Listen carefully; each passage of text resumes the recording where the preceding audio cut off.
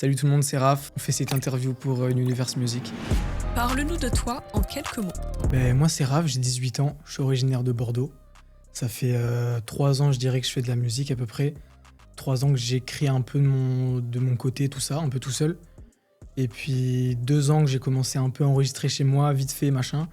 Il n'y avait pas trop de mixage, c'était pas très concret en fait. Et il y a 1 an et demi, j'ai sorti mon premier single sur les plateformes. Je suis un peu déçu parce que, comme j'ai dit, c'était pas mix, machin, c'était très très débutant. Et puis là, j'ai vraiment repris en début d'année 2025 à faire des sorties. J'ai sorti 4 singles, pardon. Et le 27 juin, j'ai sorti mon premier album, Il pleut des cordes. Donc là, tout est concret, masterisé, mixé.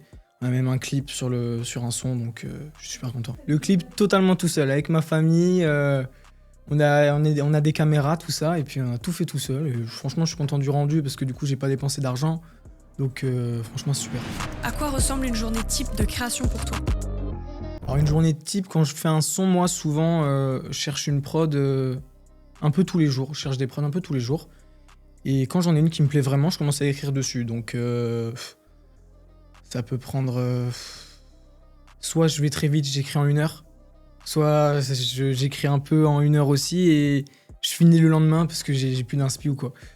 Donc souvent c'est ça, je cherche une prod, j'écris dessus et je me mets pas au micro tant que j'ai pas fini d'écrire mon texte. Enfin des fois oui, mais c'est très rare. Souvent je finis vraiment d'écrire tout et après je passe au micro, j'enregistre et une fois que tout est enregistré, parce que ça prend beaucoup de temps à enregistrer aussi, je suis très pointu un peu surtout. Surtout les ambiances, les bacs, mes voix, je peux changer de ton de voix, tout ça. Et une fois que tout est fait, je travaille avec un ingénieur du son à distance depuis le début. Et ça se passe très bien. Du coup, après, on se cale des sessions à distance et puis on mixe ça tous les deux.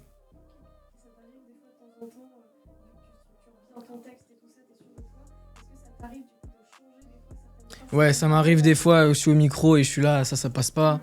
Ou le rime il est nul, ou je suis pas dans les temps sur cette phrase-là, je change des fois, mais c'est très rare. Franchement, mon texte il est vraiment construit de A à Z, donc quand je passe au micro, c'est sûr. Combien de temps prends-tu généralement pour réaliser une œuvre? Comme j'ai dit, les textes, j'écris, il y a une fois, il y a pas longtemps, j'ai fait un texte en 1 heure, le soir je l'ai fini, le lendemain je l'ai enregistré, nickel, là il est fini, tout ça. Du coup, je suis super content quand c'est ça. Sinon, le texte, du coup, comme j'ai dit, ça peut prendre de 1 heure à une journée, 2 jours, avec beaucoup de pauses. Ensuite, l'enregistrement, je me mets une marge de 2 à 6 heures, on va dire. Parce que 2 heures, c'est quand vraiment je suis très performant, là. Et 6 heures, c'est quand j'ai des doutes, ou il faut que je change ci, il faut que je change ça. Et des fois, plus tard dans la semaine, je peux revenir sur le projet et changer des trucs. Et si on compte le mix et le master, on peut rajouter 6 bonnes heures, je pense. Donc, si je dois parler en heures, je mettrai peut-être 15 heures à faire un son, peut-être, qui soit concrétisé.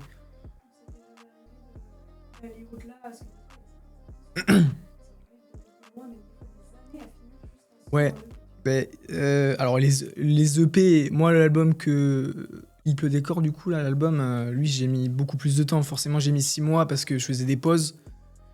Il y a des sons que j'ai retouchés, que j'étais pas sûr, et il y a même des sons que j'ai enlevés en fait. Où te vois-tu dans 5 ou 10 ans? Dans 5 ou 10 ans, je me vois toujours dans la musique, j'espère. J'espère avoir concrétisé certains projets que j'ai en tête et que j'ai vraiment envie de faire. Et sinon, à vrai dire, c'est un peu flou pour moi, je sais pas trop où est-ce que ça va m'emmener. Là, cette année, je fais ma dernière année de lycée. Donc après, soit je fais des études, soit je travaille. C'est très flou, en fait, je sais pas trop. C'est, voilà.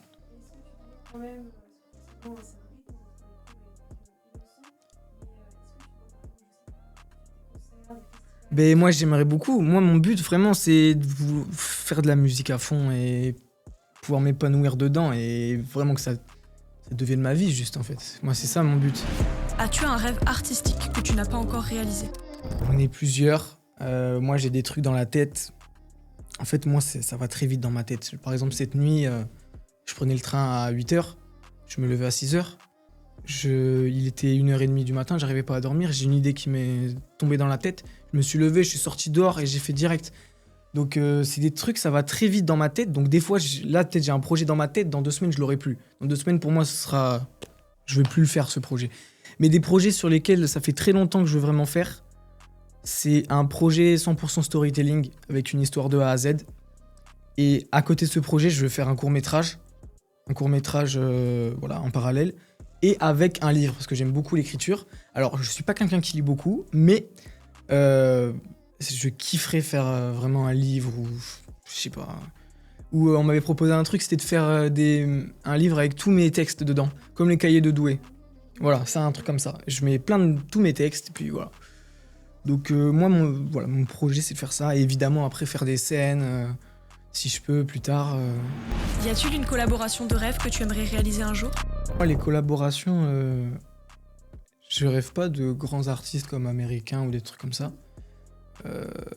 Moi, ce que j'ai vraiment envie de faire un jour, c'est faire une collaboration avec un artiste comme Wallace Cleaver, par exemple. Un Wallace Cleaver, un Zamdan, des artistes un peu comme ça dans lesquels je peux me reconnaître. On a beaucoup de personnes qui comparent à Wallace Cleaver. Alors d'un côté, c'est sympa, mais d'un côté, on m'associe à quelqu'un, du coup, ça m'énerve un peu, mais bon, ça me fait quand même plaisir. Et le plus grand truc que j'aimerais, moi, mon idole dans la musique, vraiment, c'est Laylo. Je kiffe vraiment, je kiffe tout ce qu'il a fait jusqu'à là. Et ce truc d'audiovisuel, de direction artistique qu'il a, alors je veux pas copier ce qu'il fait, mais je m'inspire vraiment de ses stratégies, ces trucs qu'il fait, quoi. Voilà, donc moi c'est... Ouais, je parlais du court-métrage, il a fait un court-métrage. Ah, j'ai pas envie de faire 100% plagiat, parce que c'est pas du plagiat que je veux faire, mais de l'inspiration, je pense qu'on peut prendre un peu d'inspiration. Son propre truc. Parle-nous de ton dernier projet en quelques mots. Donc moi, Il pleut des cordes, c'est un projet qui me tenait très à cœur. Tout au long du projet, je parle de santé mentale, de dépression et de tout ce qui se rapporte à la dépression, les idées noires, l'autodestruction, tout ça. C'est des périodes de ma vie que j'ai traversées et que je traverse toujours. Et je sais qu'il y a énormément d'adolescents et même d'adultes, mais d'adolescents surtout pour moi, dans cette situation à l'heure d'aujourd'hui, qui sont encore dans le silence et qui personne ne sait en fait comment ils sont. Et voilà, c'est un peu une ouverture de parole dans ce que j'ai dans cet album-là. Donc si on écoute, c'est des thèmes assez noirs. Je suis très cru dans ce que je dis. Je cherche pas à faire je fais des métaphores, mais je cherche pas à faire beaucoup de métaphores ou d'expressions. Voilà, je suis direct. Donc c'est ça en fait mon album. Hein. Et dans le titre, Il pleut des cordes, on peut trouver une métaphore, si on cherche un peu. En fait, je suis vraiment allé très au fond de moi quand j'ai parlé de ça, parce que on sait qu'aujourd'hui, dans la nouvelle génération, on a beaucoup de personnes qui sont entre guillemets tristes, on raconte des choses tristes, mais je trouve qu'il y a une barrière dans leurs textes et dans leur musique, tout simplement, une barrière qu'on veut pas dépasser. Dans les idées noires, on veut pas en parler vraiment, on en parle, mais c'est pas très concrétisé, c'est de la tristesse en fait, c'est pas plus que ça. Et sur ce projet-là et sur d'autres sons, j'ai sorti un autre son il y a pas longtemps aussi, c'est pareil. Je suis très cru, en fait, je suis vraiment allé dans le truc, je suis pas quelqu'un de triste. Vraiment, je suis pas juste triste en fait. Il m'arrive des choses qui font qu'aujourd'hui je suis comme ça et que je raconte ça. Voilà, j'ai pas envie en fait de me donner une image juste du mec triste qui fait du rap, qui fait ses textes tristes et tout. Après, y en a beaucoup qui font ça. Alors, je ne connais pas leur vie. Peut-être c'est vrai, peut-être c'est pas vrai. Mais moi, au moins, je suis vraiment allé au fond de ça. Et voilà. J'ai pas de regrets, en fait. J'ai couru sous la pluie sans même savoir pourquoi. Les démons dans ma tête chantent avec moi. Le soir, je suis encore défoncé, mais ma maman m'en veut pas. Le cœur est tout taché, je sais pas ce que je ferai sans toi. La lame m'a fait saigner en pleurant devant le miroir. Je suis comme dans les tranchées, je me sens comme un soldat. Le corps en Alaska, mon âme est dans le sauna. Le corps en Alaska, mon âme est dans le sauna. Si j'écoutais la voix dans ma tête, je me retrouverais pendu sous un pont. J'aurais pu vivre, mais j'ai manqué d'air. J'ai fait ma lettre d'adieu au daron. Si j'écoutais la voix dans ma tête, je serais déjà pendu sous un pont. J'aurais pu vivre, mais j'ai manqué d'air. La chambre est bien trop noire, je suis rempli de soucis. Les quatrièmes dans ma tête pour m'évader d'ici. Des d'alprazo, la main toxique à chimique. Je dors à l'hôpital, je me réveille en sursis. Infection artérielle, j'ai trop fumé cette nuit. J'ai trop fumé de shit, les poumons en plastique. Solo sur un banc, je regarde le ciel et vide.